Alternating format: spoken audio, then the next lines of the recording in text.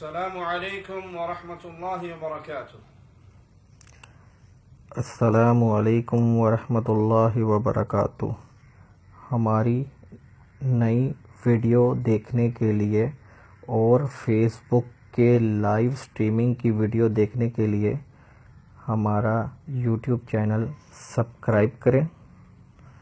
Subscribe کرنے کے بعد بیل کے آئیکن پر کلک کریں تاکہ ہماری نئی ویڈیو جو ہم اپلوڈ کریں گے اس کا نوٹیفیکیشن آپ تک پہنچ جائے۔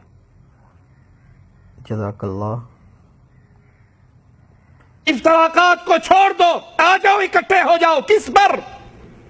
آپ 4 امام کی بات کرتے ہیں، میں کہتا ہوں اگر آپ امت اسلام کو 4 خلیفوں پہ بھی اکٹھا کرنا چاہو تو اکٹھے نہیں ہو سکتے۔ جو کلمہ پڑھتے ہیں، جو نام لیتے ہیں، ان کا عقائد، ان کے معاملات اللہ کے حوالے، جو مسلمان ہونے کے دعوے دار ہیں، ہم کہتے ہیں پوری امت کو اکٹھا کرو حضرت علی پر، خارجی آ جائیں گے۔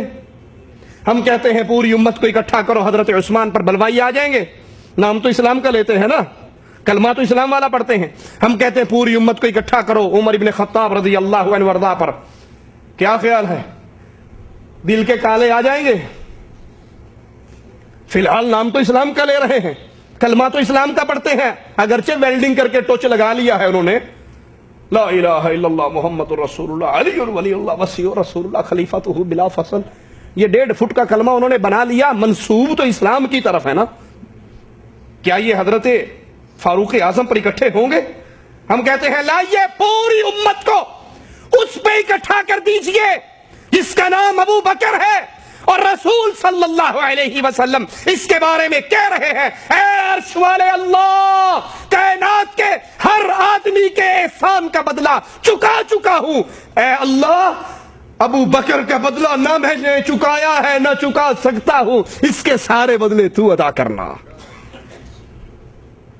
جس ابو بکر کو رسول نے کہا تھا لا تحزن ان اللہ معنا، ابو بکر غم نہ کرنا، عرش والا رب تیرے بھی ساتھ ہے اور محمد کے بھی ساتھ ہے صلی اللہ علیہ وسلم۔ کیا پوری امت کو ابو بکر کے نام پہ اکٹھا کیا جا سکتا ہے؟ نماز پڑھنے والے، حج کرنے والے، جہاد کرنے والے، صدقے صرف زکوٰۃ سے اپنے مال کو روکنے والے، نماز پڑھ رہے ہیں، حج کر رہے ہیں، جہاد کر رہے ہیں، روزے رکھ رہے ہیں، زکوٰۃ کے انکاری ہیں، کیا ابو بکر کے نام پہ اکٹھے ہو جائیں گے؟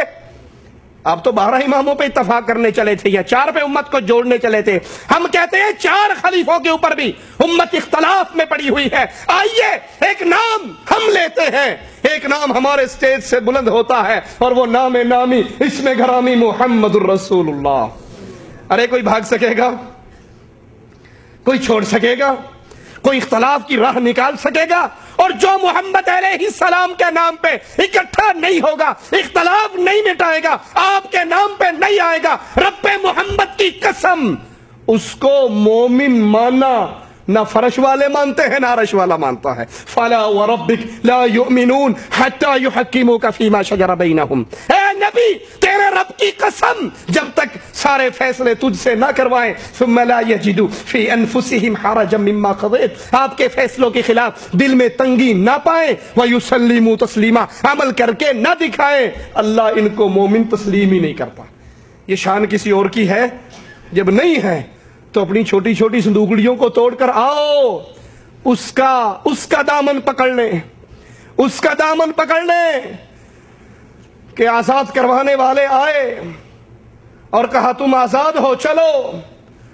جواب دینے والے نے کہا میری آزادی کا پیغام لانے والوں، ماں باپ بہن بھائیوں میں جا کر آزاد رہنے سے مجھے محمد کی غلامی میں زیادہ مزہ آتا۔ اس کے نام پہ امت کو اکٹھا کر لیں۔